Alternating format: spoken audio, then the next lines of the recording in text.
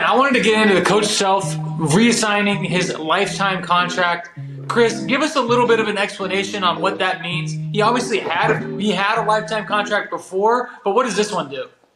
So this one, it locks him down for the next 5 years, which it kind of gives us a timetable on his expectancy on his coaching tenure from now on. Which, hey, everyone thought he was gonna go as long as he can, and it's not possible for him to coach into his 80s or 90s. He's a very high intensity, high stress kind of guy. So hey, 5 years, that's enough. The dude's gonna do great things in 5 years. I'm so glad we got him paid.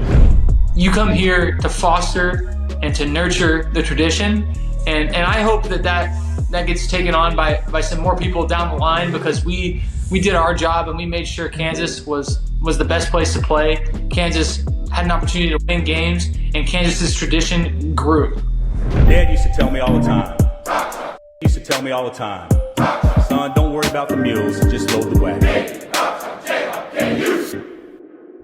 What's up, everybody? If you are a college football fan like me, if you know a college football fan that's in your life, you need to go cop this shirt. New designs dropping all the time. It's the perfect gift with the holiday season coming around. If you don't have this thing, you're missing out. Great material, great fabric. I wear it all the time. Go get yours today.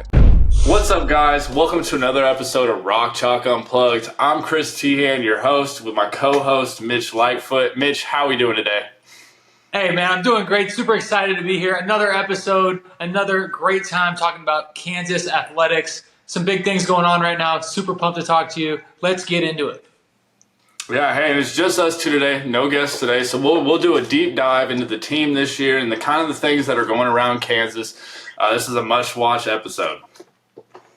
100%. I wanted to get into the coach self reassigning his lifetime contract. Chris, give us a little bit of an explanation on what that means. He obviously had a lifetime contract before, but what does this one do? So this one, it locks him down for the next 5 years, which it kind of gives us a timetable on his expectancy on his coaching tenure from now on. Which, hey, everyone thought he was gonna go as long as he can, and it's not possible for him to coach into his 80s or 90s. He's a very high intensity, high stress kind of guy. So hey, 5 years, that's enough. The dude's gonna do great things in 5 years. I'm so glad we got him paid.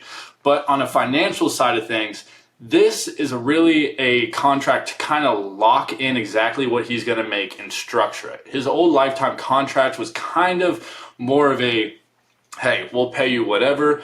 We'll pay you based on the earnings that the university makes, blah, blah, blah. What this does is it opens up an opportunity for us to sign Lance Leipold to a longer contract to keep him in Lawrence, Kansas, giving him the opportunity to make what these big guys are making from the SEC and major colleges. And it shows his worth, and it also shows how much Coach Self cares about the University of Kansas. Oh, 100%. I think not everyone is reading into the fact that really opens the door for us to make sure Leipold's paid.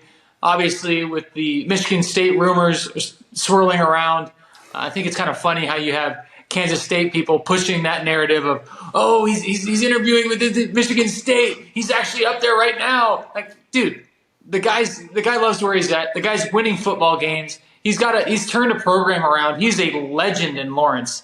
I can't imagine a better place for him to be. I think it allows for Travis Goff to really sit back and look at what he's done and bringing in a potentially Hall of Fame football coach. Like, it's unreal. You're going to have one in basketball, one in football. Like, what's going on here? Like, yeah, and I agree with that. Travis Goff has done an absolutely fantastic job since he's taken over.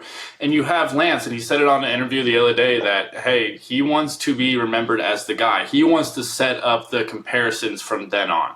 And he was talking about the Wisconsin job. He would be compared to the older coach who had all the records, and talking about getting him back to that point. At Kansas, he's already gotten him to that point, and he can be the stepping stone that everyone tries to reach for. He loves Lawrence, Kansas, and how can you not? If you are a major coach, player, and the coaches have it a little bit easier because they can stay there for 25 years. I mean, Mitch tried to, couldn't get all the way there. He only got a decade.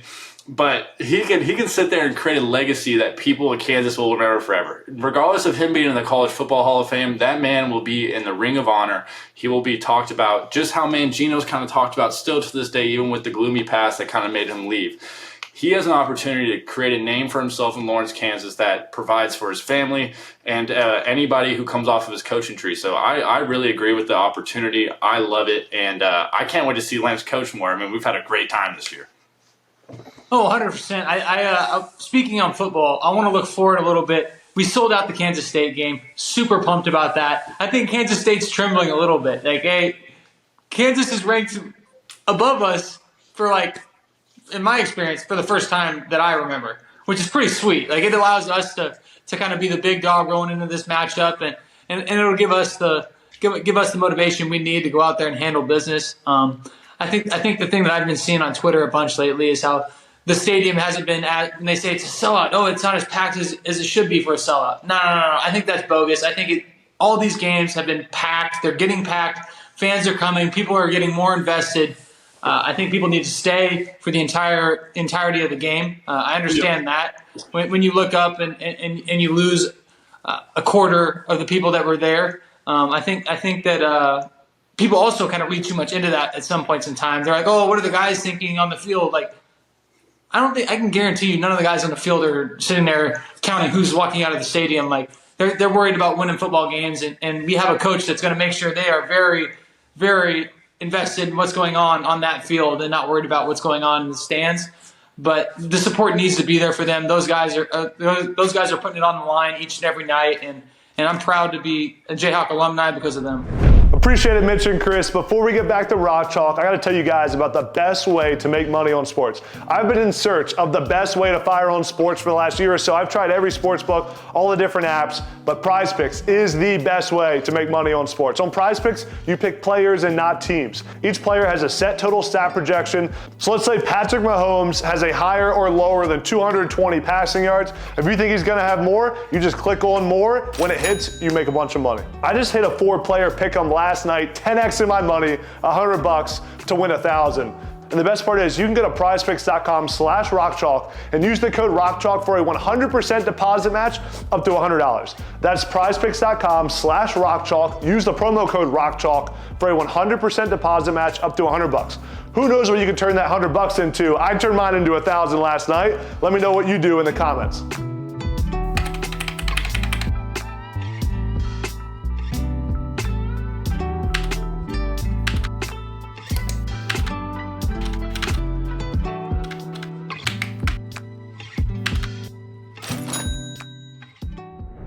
And I'm proud to be a Jayhawk alumni because of them.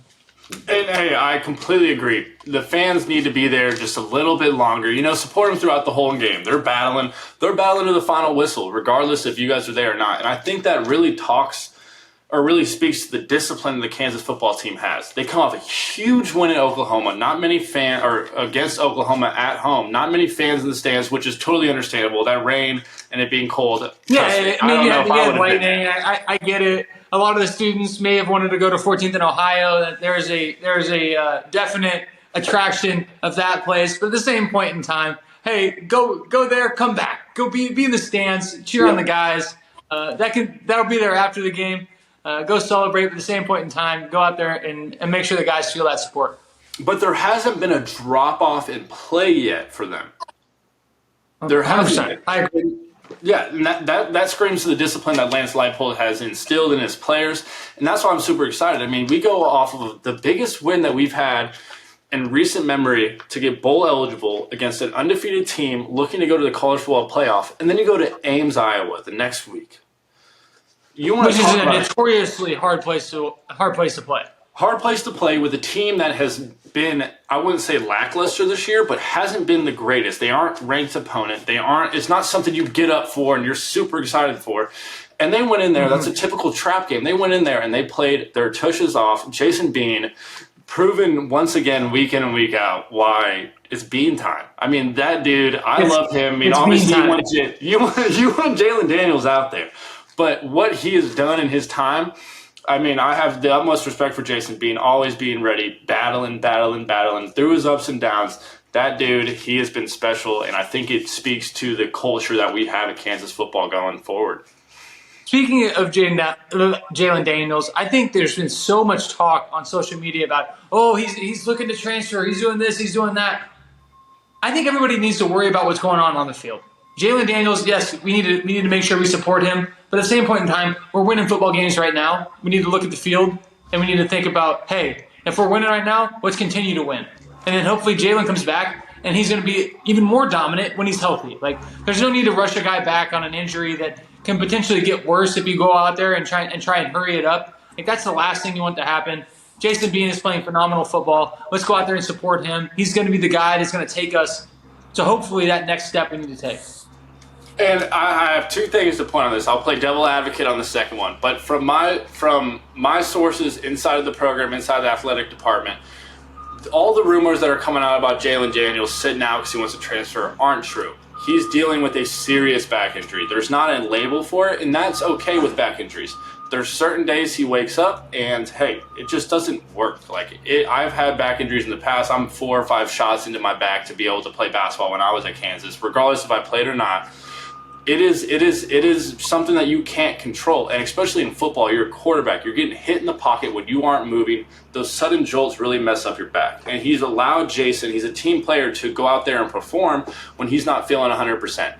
Those transfer rumors thinking he's sitting out to go to USC or going to Alabama, those aren't true from inside of the camp. So I will let your guys' minds rest. 2, Kansas State fans on Twitter currently. They are doing their discourse. They're doing the Mike Vernon thing. Shout out Mike Vernon, scoops. But they're doing that shit where they're getting people to pay on their Discord to get these scoops. And then they're putting out that Jalon Daniels is doing this, Jalon Daniels is doing that. And then they're having Twitter accounts that are disguised as Kansas Twitter accounts saying, yeah, hey, Jalen's looking to transfer to USC. Jalen's looking to transfer to Bama. Mitch, I didn't think that they could go any further than they already did. They did it. What is your opinion on it's just collusion. And, hey, I can't put it past Kansas fans. I mean, after it happened for a decent amount of time, we got a couple out there. You got Cyclone Larry, I think that's his name. He's an Iowa State guy. He's really not an Iowa State guy. We got a couple KU accounts. We got an Avery for Heisman. That's also another K-State KU account. So there's a lot of people out there, and I'm sure they'll enjoy that little shout-out. But what is your opinion on the current Twitter environment of these fan bases sitting there trying to get, I mean, really, they're doing what the American media does, just try to get in your mind and fear-monger people. Oh, twist it and take everything you say. And the thing that's crazy about social media is that, like, you can be absolutely no one that has any insight whatsoever, and you can say whatever you want, and people can take it for, they look at it, and they're going to take it to be true. Like, that's the crazy part is majority of people are fooled by what they see on Twitter. Like, all you got to do is put breaking and then whatever, like, crazy tweet you have, and then people are going to be like, oh, this must be true. I mean, you put breaking in front of it. Like, well, I think it's absurd.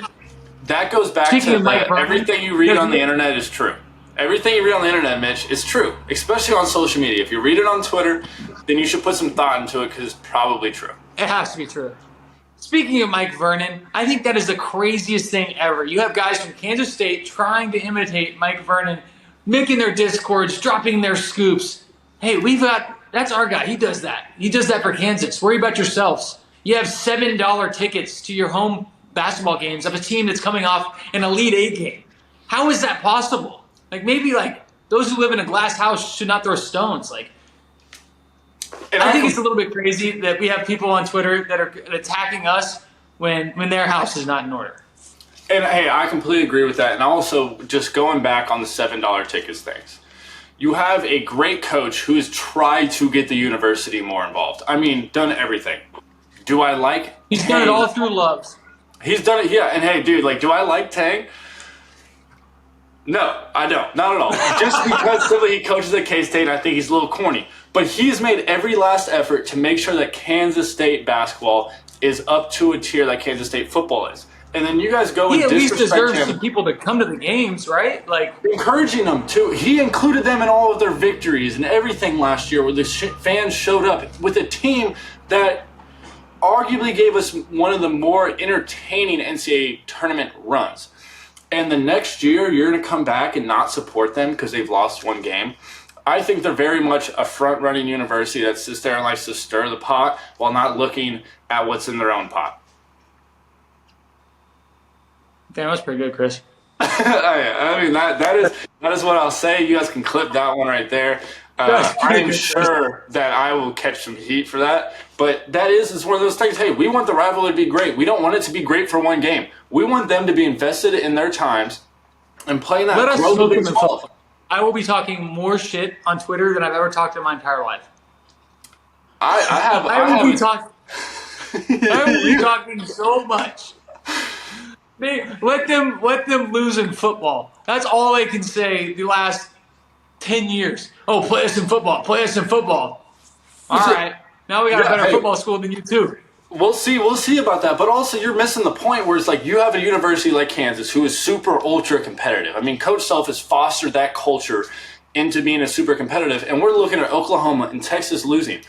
That means that you have Houston, you added some new guys, but that means that the conference is for everybody's taking. And when I mean everybody's, I mean Oklahoma State, Kansas State, and Kansas. Those three can dominate all three sports. And you're going to sit there and not support a team that was basically at the top of the Big 12 last year and had the longest run in the tournament. That's something where it's like they really aren't putting their priorities anywhere. They want to sit there and just, throw stones from a glass house is how I see it. Next, I want to talk a little bit about the NCAA sanctions. Obviously, in the past podcast, we went into that with Devontae. Wanted to get into a little bit more depth with you and give that a little bit more thought. First off, they've taken away 15 wins from the season that Sobio played in 2017, 2018, I believe.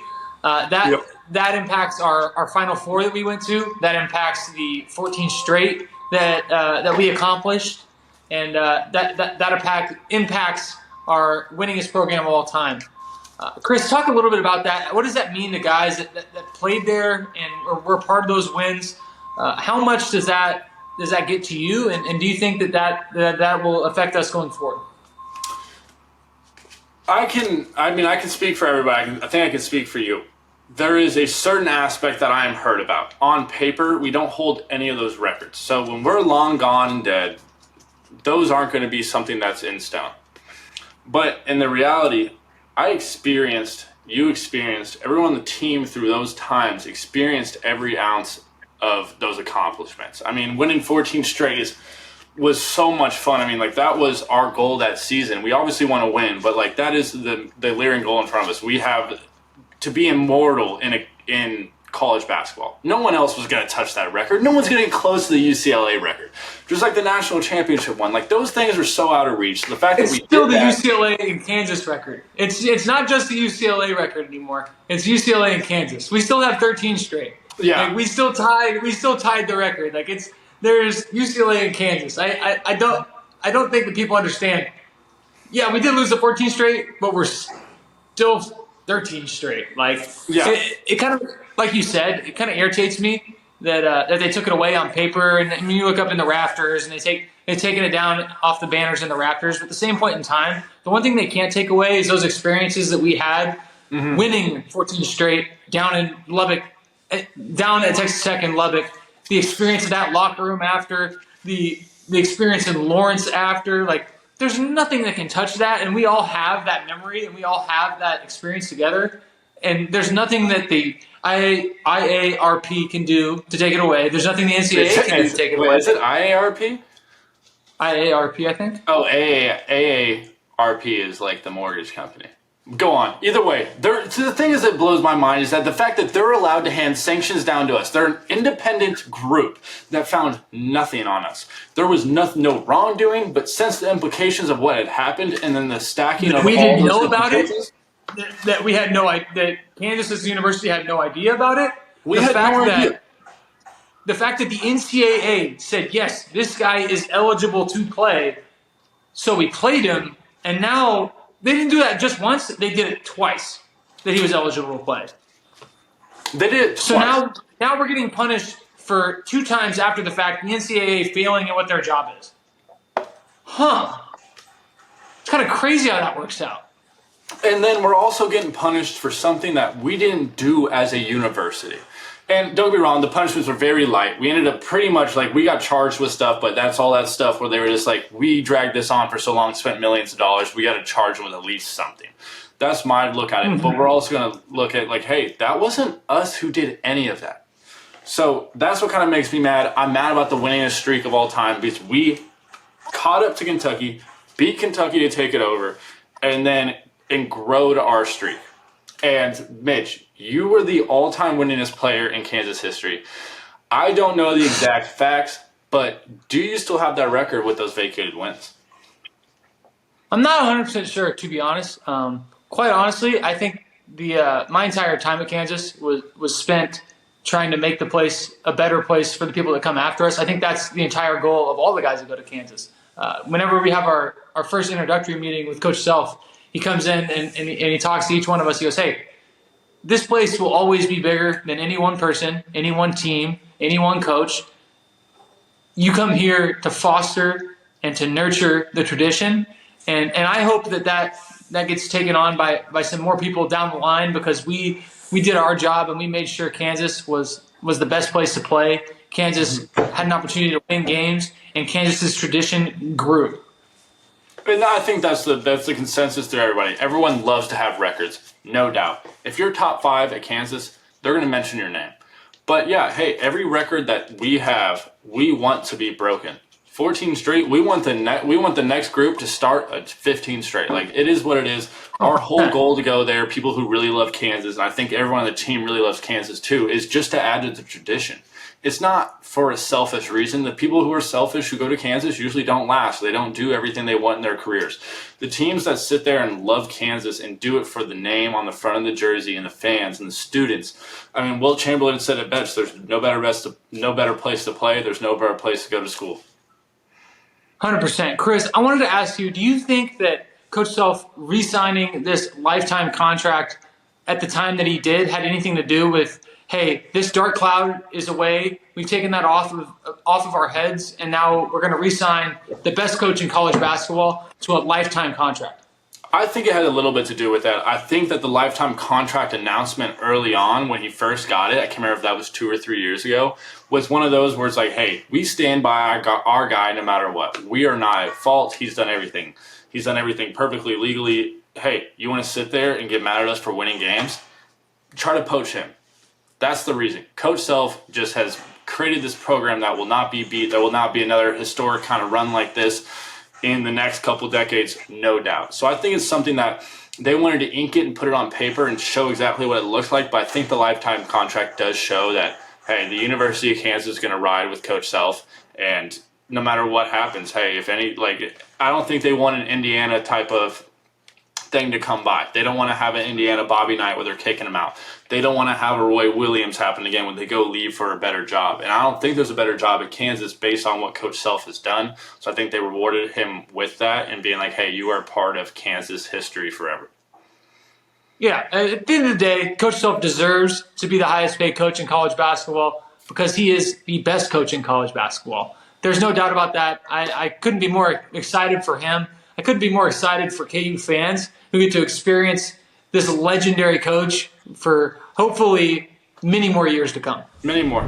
Appreciate it, Mitch and Chris. Before we get back to Rock Chalk, I got to tell you guys about the best way to make money on sports. I've been in search of the best way to fire on sports for the last year or so. I've tried every sports book, all the different apps, but PrizePicks is the best way to make money on sports. On PrizePicks, you pick players and not teams. Each player has a set total stat projection. So let's say Patrick Mahomes has a higher or lower than 220 passing yards. If you think he's going to have more, you just click on more. When it hits, you make a bunch of money. I just hit a 4-player pick'em last night, 10x in my money, $100 to win 1,000.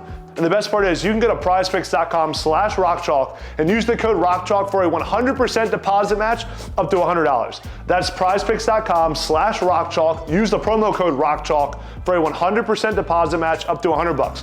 Who knows what you can turn that $100 into? I turned mine into 1,000 last night. Let me know what you do in the comments.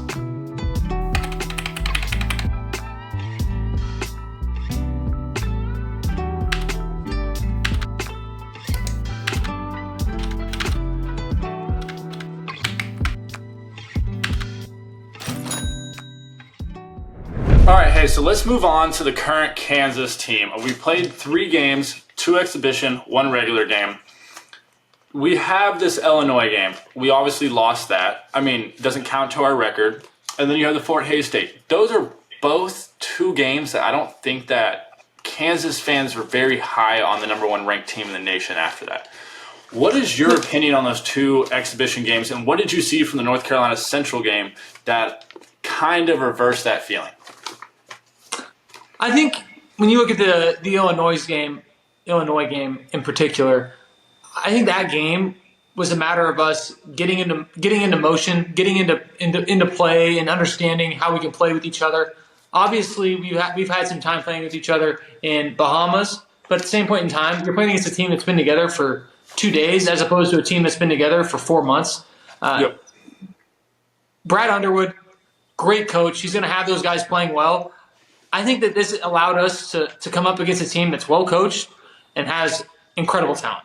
They're a top 25 ranked team, and that's going to give us the opportunity to go into the month of December where we're playing some pretty tough matchups, and you're going to be ready for those games. Like, it's not going to be something where you're showing up, hey, we play Kentucky, and now we're shell shocked by their size and their speed and their coaching. Like, that's something where playing this exhibition game against Illinois allows us to be prepared for that. Obviously, the game is for a great cause, and supporting the wildfire relief out in Maui is something that means a lot to both teams that played.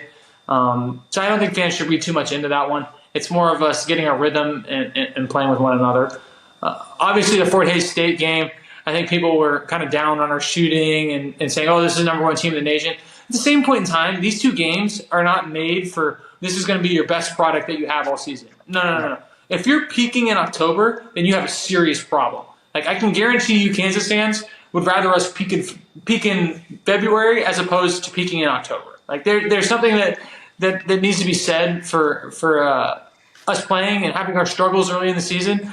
Think back to 2022. We had our struggles early in the season, and that allowed us to be our best towards the end of the year. And so we'll go back to the Illinois game a little bit. You have Coach Self, who's already coached at this university before. He left, and that was the first time he's been back since, correct? So yeah, clearly there's going to be some narrative behind it. They have some skin in the game. They want to beat Coach Self. He left Illinois to go to Kansas, which was a better job. Obviously, you're going to take offense to that. And then you also have Hunter. I love Hunter. He's on our team. Does Hunter talk a lot of shit? Is Hunter unlikable? But that is how Hunter is, though. Like, I think Kansas fans need to understand that we would 1,000,000% rather have Hunter on our team as opposed to have to play against Hunter. Like, but I'm not saying that Kansas fans don't love Hunter. They love Hunter, and they will unapologetically love Hunter. But you're going to give a team in an exhibition game that usually is under wraps, where you're just trying things, some extra motivation for sure, some bulletin board material, and he's done that, and not even at Kansas. He never talked about it at Kansas, but he did it when he was at Michigan. So it is something that these guys had motivation. They were coming out there playing the number 1 team in the country. They have a chip on their shoulder.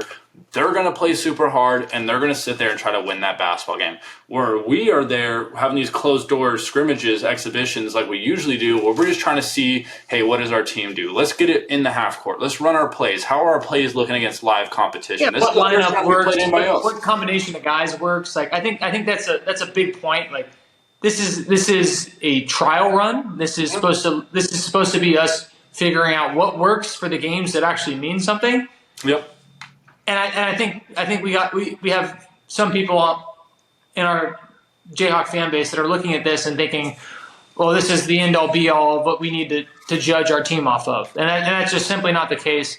And I think that we should give ourselves some grace and allow us to look at the games coming up here at the end of October and in the beginning of December and see how we play in those games before we really start judging. What's up, everybody? If you are a college football fan like me, if you know a college football fan that's in your life, you need to go cop this shirt. New designs dropping all the time. It's the perfect gift with the holiday season coming around. If you don't have this thing, you're missing out. Great material, great fabric. I wear it all the time. Go get yours today.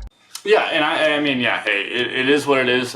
I know me and you, we watched that game, and guess what? We went to bed, we put our head on our pillow, and we were knocked out. Didn't lose an ounce. I didn't think about it again. Honestly, when people kept on freaking out about it on Twitter the next day, I was like, Kansas played yesterday? And I was like, oh, shit, I watched the game.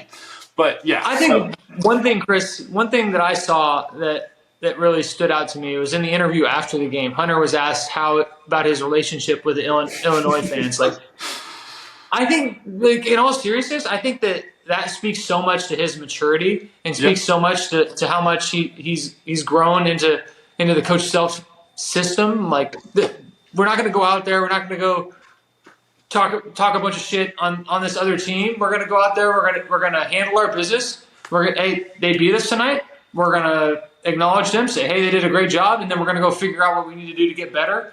I think that shows a lot of maturity on his part, where it was a teed up perfect question. I mean, the reporter gave him a softball for him to hit it out of the park with a crazy statement, and he made the perfect statement, said that's something I'd rather not talk about, and moved on. Like, that is perfect for what every SID wants. That's perfect for Chris Tyson. That's perfect for the guys that do the media training. Like, that's exactly what you want to hear. And I think Kansas fans, that may not be something that they're in tune to, but I saw it, and I think I should commend them for it.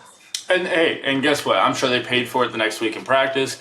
And then let's move on to Fort Hays State. I mean, that's another game where it's an exhibition game. We're going out there. We're going to try a bunch of stuff. You have El Marco starting on the bench. He probably did something in practice this week that Coach Self didn't like. It's a little bit of a kick in the ass, light a little fire underneath there, and get the man going. I mean, it's just one of those things where we're just trying things out. Hey, will they ever be able to beat us in 100 years? No. Love Fort Hays State, but the talent that we have on the University of Kansas is not going to be beat by them. That was probably the worst possible game we could have played against them, and we 20-balled them. Which, hey, you're the number one team in the country. There's a lot of expectation on your back. If we were the number 10 team in the country, people would be like, hey, I'll take a 20-point win. But we're number one unanimously. They're thinking we're going to go out there, we're going to beat them by 95, run up and down the court, let them know, hey, yeah, they're D2. But in reality, it's all about trying things out and just trying to see how it is in the court. First game in Allen Fieldhouse for a majority of the people. There's a lot of nerves that come with that, a lot of excitement that comes with that, and then it gets into your head where you're either going to be more selfish, not make the extra pass, etc. I mean, I'm sure that you feel the exact same way on that one. Yeah, no, I definitely agree with you. It's, like I said, it's knocking the rust off. This is something that people shouldn't read too much into. It's exhibition games. They don't matter for a reason. Mm-hmm. Coach Self's going out there, and like you said, tell Marco, he's making a start on the bench. He's proven a point. He's going to find a way to light a fire under his ass and get him going. And I think that he can provide some stuff to our team that not a lot of other guys can. He has the opportunity to be hopefully a high draft pick, and it's something that we need to make sure that we move on from and we focus on the end of October and the beginning of December. For sure. And then Chris, I wanted to ask you.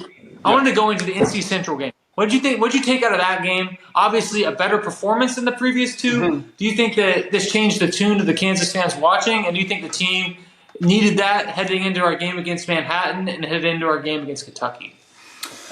I think the University of Kansas definitely needed that. I think the fans needed to see that, and you know what? I loved it. You look at our team. We want to play defense. We want to run. Our shooting's still questionable. We shot a crazy high clip against North Carolina Central. But that is because they were playing a matchup 2-3 that was getting matched up after the second pass, the second reverse, flat to flat. We were getting them in that, and they were super confused on what to do on the backside of it. We were getting wide open threes, set shots, not that rust of shots. So we're going to shoot a high clip. And it shows that we can shoot when we have time. So you're not going to be able to sit there and be in the center and just hover around Hunter and KJ. Because in reality, that's who we want to play with. We're going to want to sit there and we're going to play two bigs. We're going to play two-game fist. That's Coach Self's. His tenure from 2003 to 2012. He wants to play two bigs, do that. He wants a short roll. And you look back at 2011, you have T-Rob. He wants to short roll T-Rob. KJ is a T-Rob. And Jeff Withey is Hunter Dickinson. So you're going to short roll him, allow him to make the decisions that we trusted him to make all of last year where he would have to go score. Now you can go sit there and play big to big. I walked away with that game with all positives. I think that it shows that, hey, we are athletic. When you have El Marco out there, that is a Kansas basketball team. You want to run. If it is not a made shot, we are getting a fast break. And it's entertaining to watch. We're fast. We play great defense. There's still some questions to be answered, but that was my takeaway from the game. Mitch, how did you feel about it? I think it's a step in the right direction. Overall it's a positive. I think you saw about a ceiling for what our shooting can be. When you make that many shots, you're not going to lose many of those games, and you're not going to look bad in many of those games. No, so 60 I think ball. I think people can look at this game and think, wow, we shot great, but at the same point in time, that's probably about as good as you're ever going to shoot in a game. So I don't think this team's going to be banking on making threes. But it was good for us to see. It was a step in the right direction. Chris, headed into the rest of November and the month of December, what do you think these games against Manhattan, Kentucky, and the Maui Invitational mean, and how much should Kansas fans be reading into them? They mean very little. Obviously, if we're going to put up a goose egg performance, then there's something to look into just to be like, hey, it's mentally hard to watch a game that we get our ass kicked in. But these next 2 months are grueling. I mean, we play Manhattan tonight, which, hey, I would like to say that's an easy win. You never know. You have James Madison coming and beat Michigan State the other week. But then you go play Kentucky, which is our first real challenge. And I wouldn't say that they're a bunch of experienced basketball players. They're mostly they're the number one recruiting class in the nation. They're a bunch of athletes that are going to go out there and try to figure it out.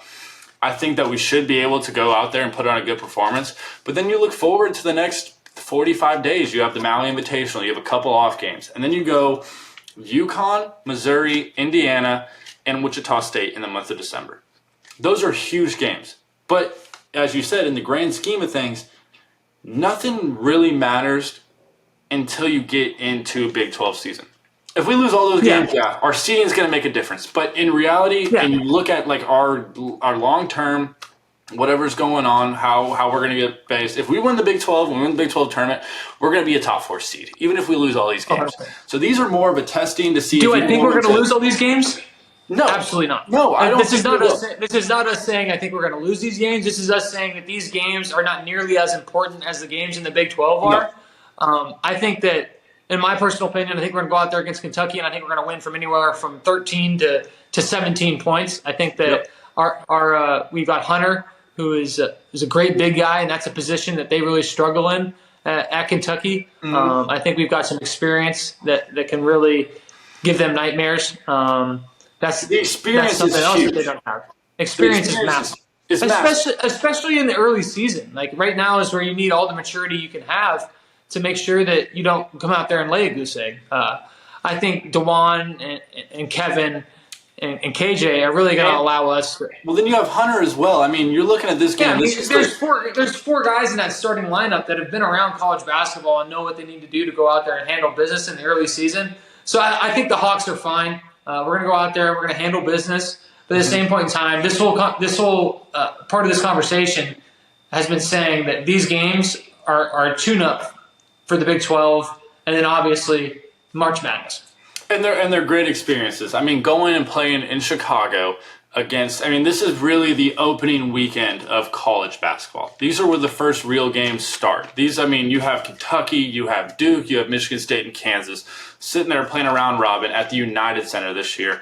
Those are huge games. These are Sweet 16, Elite 8 games that are huge for the experience. And then you look at the month of December. You're going away, and you're going to go play at Indiana. Playing a game at Assembly Hall in December, a top 25 matchup between the two, it's going to be rocking in there. It's going to be something that we're going to sit there and be like, hey, we have the experience going to our first big Big 12 game of the year, and it's going to give us that experience. Win, lose, draw, whatever it is, it's going to give us experience. It'll be a stepping stone in the grand scheme of things, as we've said over and over and over again. It doesn't really mean that much. Will we like to have it mean that much? Yes, but our goals are to sit there and sweep the Big 12 and go and play basketball. If we're on the borderline, those games matter, but we're going to play enough competition and have enough wins that in reality, it's probably just not going to mean as much as it would to some of the teams that are going to be fighting for a spot later on. Yeah, 100%. Chris, I want to break off. I want to head towards a little bit of what your projections are from the next 7 games. What do you think we're going to come out of in the next 7 games? I mean, obviously we have a chance to play against Gonzaga, Marquette, Purdue, Syracuse, Tennessee, or UCLA. in the Maui Invitational. So there's an opportunity for us to play against a real heavy hitter. Who of those teams would you hope we play against? I can't say there's a team I hope we'd play against because, I mean, you look at Marquette, they have Shaka Smart. He obviously has a chip on his shoulder. He's had our number for a long period of time. VCU, Texas, he's had our number. Then you look at Tennessee, you have Rick Barnes over there, Hall of Fame basketball coach. Also had our number. Also has had our number. And then you look at Gonzaga, a team that we have only played a couple of times. We took an L to them in 2020 after the COVID year in Fort Myers, I think. And so there's really, and UCLA. UCLA would probably be, based on past history, would be the team I would want to play, but there's not anybody. Maybe even Syracuse.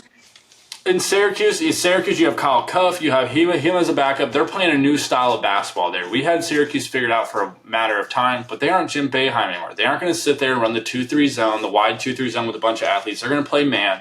They're going to sit there and try to speed you up. And then you have Kyle Cuff, who's played here for the last 2 years. He knows what he's doing. He's been playing well, so that's another one where we have a number on our back. And then you look at Purdue. Purdue returns Zach Edey, which honestly, if there's a team I want to watch based on a viewership standpoint or want to play against, I want to play against Purdue. I mean, watching Hunter and Zach Edey go at it again to kind of prove that, hey, we can play against dominant big men. We can still get our big man the ball. That's going to be one-on-one basketball. That's not going to be how we're playing against Kentucky where they're sitting there, they're bringing backside help over to help on Hunter, go out and get threes. It's going to be a battle of the bigs. So I think the Maui Invitational will be so much fun to watch. And if we do play Purdue, think about how big Zach Edey and Hunter Dickinson are going to look on a high school floor. It's not high school anymore in Maui, and it's on the Big Island. But if it was in the Maui Convention Center, I don't know where they're going to play exactly. But I mean, the floor is going to look tiny. Crazy. I'm super pumped about that. I think we've got an opportunity to go out there and win some games. Obviously, you're playing against, hopefully, Purdue, which is a great matchup. Mm-hmm. A couple of those other teams are also great matchups. I think that'll allow us to go out there and prove to our fans and prove to ourselves that, hey, we belong at this number one spot. And even if we do end up dropping a couple of the one or two of the non-conference games, at the end of the day, we're aiming for Big 12. For sure. So hey, let's take a look into our newcomers. Not our newcomers. Our newcomers without Hunter included. And I have a couple notes on just kind of the way they play and just kind of what the role will be on their team. And let's start with El Marco. He's our most important newcomer outside of Hunter. We can keep Hunter to complete this conversation. If El Marco if he can step up and if he can start to make shots like we think he can, that'll allow us to be a team that can hopefully play into April. The kid's athletic. You see him on draft boards. He's going to give us. I think he has the highest chance to take that fifth starting spot. Obviously, you have Furphy, who's also in his own right is a great shooter, and he's bigger than most people think. He's a 6'9". Yeah, he's a big dude, but I think El Marco gives us the greatest chance to be successful. Obviously, you've got the Nick Timberlakes out there, Parker Bronze. Parker is a big guy, obviously, but I think that El Marco, of all the newcomers, excluding Hunter, is the most important for us to be our best. He adds another athlete to the lineup. As simple as that. I mean, an athlete. You have KJ, you have DeJuan, you have Kevin, you have Hunter, who's not as much an athlete, just a freak, just by the size of him, his touch, everything. But you have El Marco out there picking up full court with DeJuan. That gives him a break. You have him sitting there getting out on fast breaks. How many fast breaks did he start where he was the second pass, where he's so far ahead of people in the North Carolina Central game?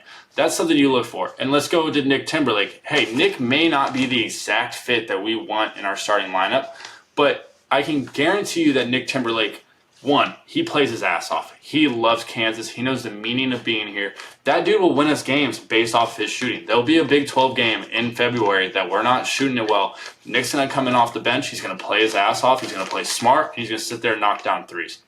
So I don't think there's really a wrong answer. Furphy looks very young right now, but he has great feel. He was making the extra passes. He was playing with side of the offense. But there is there is a lack of confidence and a lack of maturity in his game, and I think that's something that's holding him back right now. But that's another guy that's going to come in January, February, where he gets gets comfortable doing it, and his ceiling is so high. And then you look at Parker. I think that with Furphy, that little bit of immaturity right now is something that happens with every freshman. It will grow out. Obviously, he's played at a high level already, being from Australia. But at the same point in time, I think playing for Coach Self, playing around the amount of experience that he is, that will grow out quickly, and he'll be able to impact games in a positive manner this year. Yeah, and Chris, on my notes, I agree. I literally said, and I underlined it, he needs to learn to play our game. Kansas game. He guards the ball well. He doesn't get over screens great. But he takes a little bit of time off. He sits there. He doesn't know how to play in our offense. It's a very strict way to play basketball, but in reality, if you have the minutes and have the feel and have the confidence, it is very open for you to play. And I think it's just right now he's having a hard time doing it. That's my opinion on Furphy. I mean, I cannot wait to see what we grow into. Like I'm already looking forward to it. Like I would love to just fast forward to January and see where this team's at, because I think they're going to be a problem. 100%. Chris, I wanted to break off into a new segment. I wanted you to give me your hottest take around college basketball thus far. Oh God. I mean, I've already said the Zach Edey thing. I said it in former podcasts. I just don't think that Zach Edey can compete with people that really want it as bad as him. I mean, obviously in the offseason, I have no idea what he did. I have no idea what he's looking like currently, because I just don't pay attention to that Big Ten basketball. I think it's incredibly boring. Come after me if you want. I don't really care. But I don't enjoy Big Ten basketball. But I don't think that he's that great of a player. I think he's someone, if you punch him in the mouth early and you sit there and you go after him, he's very weak with the ball. People are really scared of him. And I think if you come in with the mindset, like who was it last year who did that? Fairleigh Dickinson. They came in like, hey, Zach's not that good. And they sat there with a bunch of guys that I think the tallest guy was like 6'9", and sat there and dominated him. Got the ball at the top and sat there, double-teamed him, had him in hell. I think that he's a guy who's obviously National Player of the Year last year. I think that he slides down the ratings, and he's not even in the top 5 of voting this year, depending on how the Big Ten plays. And the Big Ten pretty much gave him that award last year, but I just don't think that he will be in the top 5 this year. He won't be as dominant. Understand. I think my hot take so far, I don't think Kansas State will finish in the top 3 of the Big 12 in basketball, and I think they're going to struggle to make the NCAA tournament. You know what? I can agree with that. They don't have a guy like Marquise Knoll, where they struggled a lot last year when he wasn't on the court. They gave him the freedom the last half of the year to go do whatever he wanted to do. I don't think there's a lot of talent on that team. They have a lot of scoring. They have a lot of guys that can play by themselves. But to get them together to play like a team, I don't think they have that guy yet. So I can completely agree with that one. Chris, what do the Hawks need to do to prove to you that we have grown as a team and we have a chance to be deadly this year? I think it starts with our bigs. I mean, you look at Parker Brown, he's played great. I think he can play with Hunter. He's a perfect backup 5. But we look at the defensive side of things, and I think that it starts with Hunter. He hasn't done a great job of guarding ball screens yet. He drops a ton. Which, hey, when we're playing the North Carolina Centrals, when we're playing the Manhattan colleges, those guards aren't really going to take advantage of that because they're just scared of him in general. But if we're going to go play against Big 12 guards, we're going to go play against Cryer down at Houston now, we're going to play against the Baylor guards, we're going to play against Texas guards. If you're dropping off of ball screens, a heyday. You have to be up on ball screens. Those guys are going to come off those ball screens, they're going to shoot behind them, or they're going to take you to the rack. And I think that as soon as that happens one time, Coach Self's going to nip that in the butt, and I'm sure he's already telling Hunter this, but that's something that has to be fixed. I think that we have a lot of long defenders out there on the court, whether that be DeJuan, KJ, Kevin. Those guys can kind of cover up whatever weaknesses we have, but at the same point in time, I think it's going to be up to Hunter to really get out there and make sure he's his best on ball screens. Because like we both know, the Big 12 is a league of ball screens. Like everything is predicated off the ball screen. And I think you saw that with Udoka. He became an incredible ball screen defender. That's why he's still playing in the NBA. It's because no one could score. No one could score. Our 100%. average opponent was like 54 points or something like that. Like something stupid. And if Hunter can do that, it's going to give us a chance to hopefully be a national champion. And I think that is where this team has the potential to be. Yeah, and I agree on that. And I also think that our bigs need to have a better rim presence. You look at our guards, they sit there, they dig in, they want to play. KJ is considered a guard. He's going to switch forward. He's going to sit there, and he's going to play defense. We haven't done a great job of protecting the rim. We haven't allowed a lot of people to get to the rim. But when we do, and I noticed it a couple times, that when Parker would go to block a shot, we weren't rotating on that backside to go get that offensive rebound, block out our guys and make sure they don't have second chance points. And I think that's something that in the Big 12, I mean, there's guys out there, you look at in the past, you look at Mark Vidal, you look at some of the guys they've had at Texas at the 4. Those dudes, the whole purpose on being on the court is, hey, if the big guy goes to block a shot, you know what you do? You run as fast as you can to that damn glass and you go grab it. I think that's something that we need to look forward to. Like, hey, we need more of a rim presence, and we also need more of a rotation on the backside, knowing who to box out. And that just comes with experience. No one ever knows how to do that in the first couple of weeks of the season. But if we play like we did against North Carolina State, and then we do that, or North Carolina Central, then we do that, there's going to be very few teams that can find a weakness for us. Hey, guys, that's it for our episode. I mean, we had a great time talking about the stuff. On our clips, comment below and let us know what you guys want to hear about. If there's any points you guys want us to talk about, if there's any concerns you guys have about the team, let us know. We will talk about it on the podcast. We're looking to do me and Mitch only break down basketball probably twice a month after each game. So, hey, let us know. But we had a great time recording. That's another episode of Rock Chalk Unplugged. Rock Chalk.